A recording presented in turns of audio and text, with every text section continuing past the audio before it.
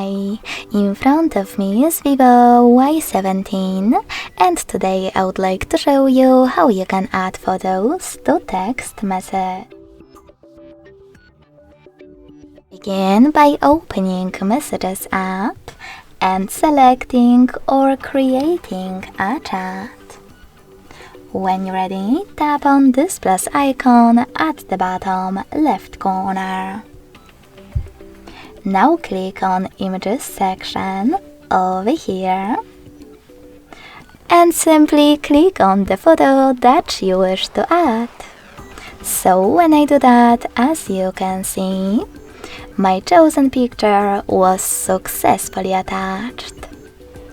Thanks so much for watching. If you enjoyed this video, smash that like button, comment and subscribe. Bye!